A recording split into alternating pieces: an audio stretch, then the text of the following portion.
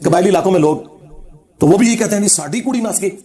تو کیا اسلام نے کسی لڑکی کے بھاگ جانے کے اوپر یہ صلاح رکھی ہے کہ اسے قتل کر کے اس کی زندگی سے چھین لو؟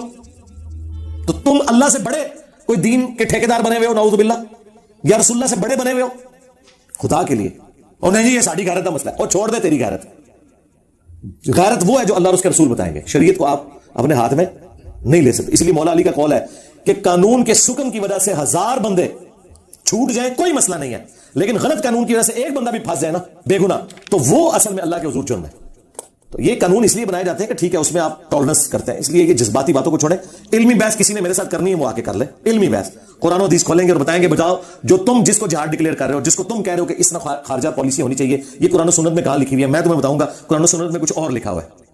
اس طریقے سے ایسے معاملات نہیں چلتے دنیا میں، نہ اسلام. اور ان میں سے کتنے ہیں جنہوں نے پولیٹیکل سسٹم آف اسلام پڑھا ہوا ہے؟ مجھے بتائیں، انہوں نے پڑھا ہوگا مولویوں نے.